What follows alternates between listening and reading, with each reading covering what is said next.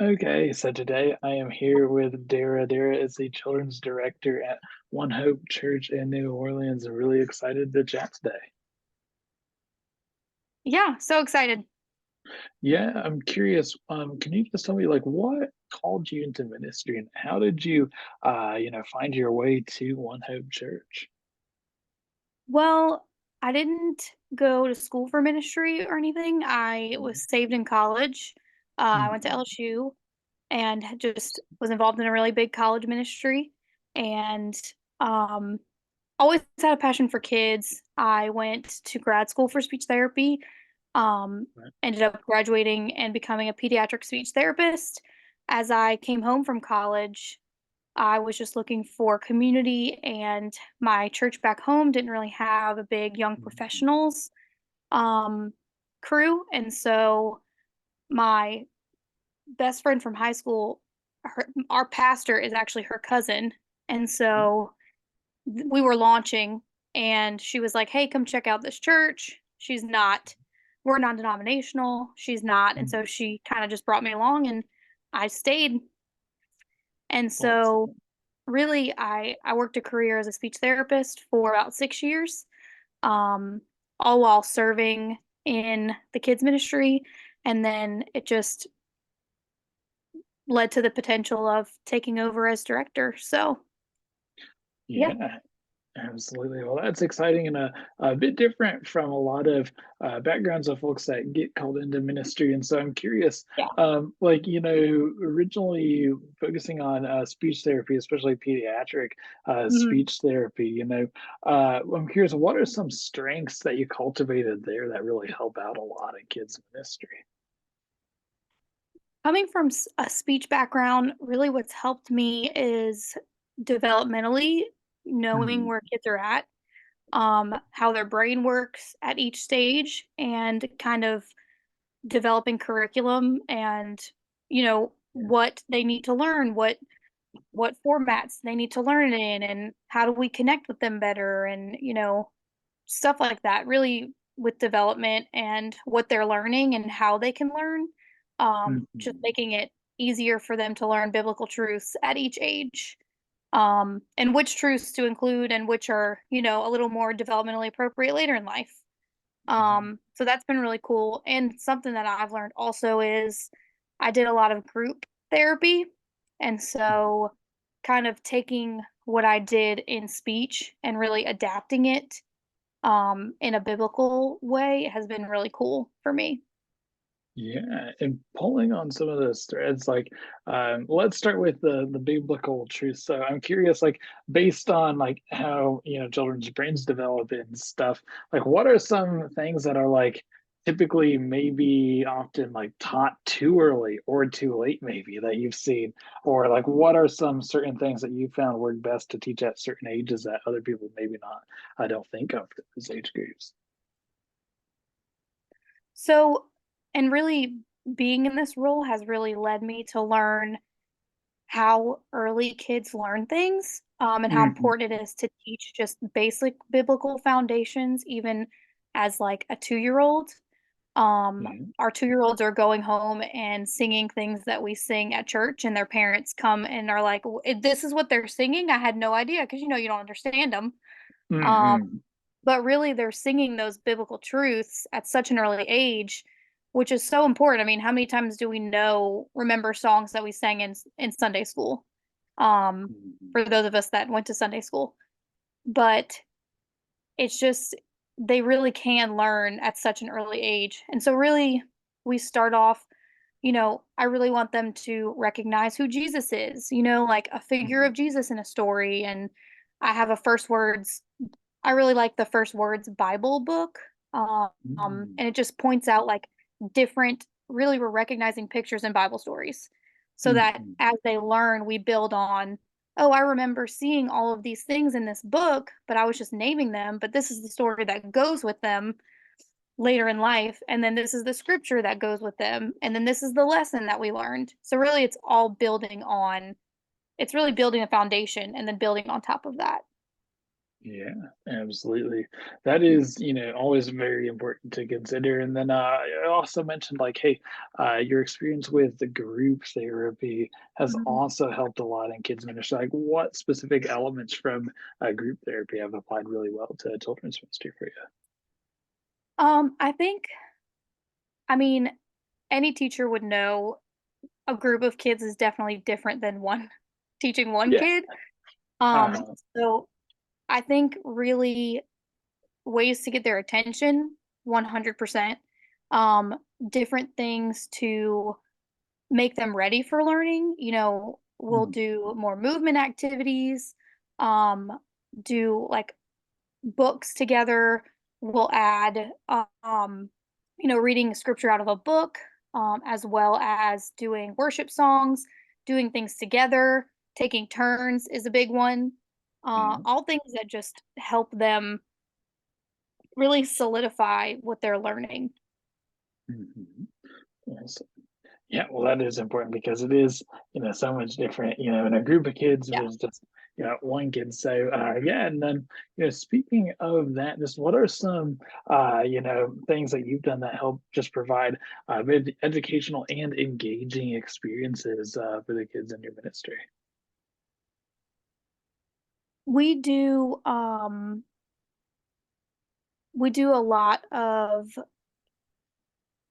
activities based on Mhm. the things that we're learning, and some of that is the curriculum we use. They're really good at teaching, depending on the age, developing activities that can teach them functional life skills. How Mhm. do we apply this biblical truth in our everyday lives? So whether that's through a game that they play, whether that's through, an object lesson. I don't know if you know what that is. Like kids love Yeah, object lessons. It absolutely. like connects them. It's like a modern day parable. Um, Indeed. yeah. So lots of stuff like that that can really connect what they're learning on Sundays and overflow it into the week. Yeah, yeah, object lessons are awesome. And I'm curious, like, what are some of your favorite ones that you found worked really well and the kids love that one? Yeah. We do a summer blast is what we call kind of our VBS. Okay, This awesome. this year we did the water vase. I don't know if you've heard of that one. It's Mm, like one is red dye and one has okay. bleach in it. And so it's really talking about Hmm. how Jesus the Jesus comes in and just completely blots out our sin. And I feel like that really connected with them in a way that they could see. You could just see their Yeah. faces like, "Oh my gosh," like they're connecting the dots. So that's really my favorite part is like really connecting it for them in a way that they can understand. Yeah, Yeah. absolutely. Well, that is great. So yeah, always like to, share more object lessons with folks and stuff. And I'm curious if we kind of shift gears and talk a bit about ministry strategy. Like, what are some of your short-term goals and then long-term goals at One Hope Church? As far as our kids ministry or just Yeah, in general? Yeah. or both. So. Um Obviously our goals, really every Sunday my goal is that kids find faith. Um Hmm. I really base it off of the three most important are faith, hope, and love. And so, are they finding a faith? Are they finding hope in Jesus? Do they feel loved? Do they feel safe? And so really it's just creating an environment where they feel all of those things. They feel safe to share. They're getting connected with peers. They're learning the truth about Jesus. Um, so some goals are, you know, are we connecting with them on a deeper level? Are we is our team um, you know, teaching them about the love of Jesus? Obviously that's going to happen every Sunday, but um are they taking biblical truths and using them in their home environments? Are they going into their school and using this at school? Um Different stuff like that. Are they taking this and applying it into their lives? Yeah. Absolutely. Well, those are some spectacular goals, and a lot of also for it's almost like a continuous like goal to achieve the goal. There are a lot of Yeah, those in ministry, and one is recruiting volunteers. So that is always on yes. the agenda. What strategies have you found work well for you when it comes to recruiting and retaining volunteers, which are so important for our ministries? Yes. I feel like kids ministry, people get a little scared of being with the Uh-huh. kids, but Yeah. one thing that I try to do that people always say is I try to prepare them the best that I can, whether Mm, that be with different activities that they can do, whether that's like prepping them on, different ways to help kids that are struggling. mm, If it's prepping them, before Sundays, that way they can come in on Sunday and be confident in what they're doing. In if anything that goes on, they don't feel unprepared. yeah. Also, connection is a big one. When people are connected, they are more likely to get involved. And so I'm really big on, touching everyone, trying to touch everyone on Sunday, having my Mm, coordinators, make that connection. That way they feel known. We're asking about current events in their lives and we know when their birthday is. And so it's really valuing them and appreciating them, also giving them vision on what they're doing and letting them know, hey, you are making a difference. And mm, this mm, is, it's also good for them to know like numbers. And so I'll keep them involved in, hey, we had this many new families this month. Like, this is so cool. This mm, many kids were touched, maybe that haven't been to church or heard the love of Jesus before. Um, and also counting the wins, like reminding them to find little wins on Sundays in the sometimes chaos of a room of 2-year-olds, like, look mm. for the wins. Yeah, absolutely. Well, looking for the wins is always great advice, and yeah, shared a lot of cool advice, and really appreciate the stuff with your background in speech Yeah. therapy. And I'm curious, like what other advice would you want to share for next gen leaders? Oh gosh, that's a, Big question. yeah, it is.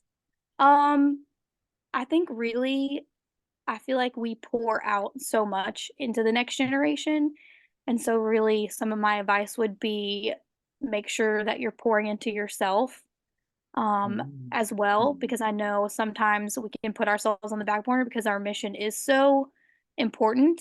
And yeah. what I've found in next gen leaders is not that not that everyone isn't as passionate, but you really have to be passionate about what you're doing to be in next gen. Um, Mhm.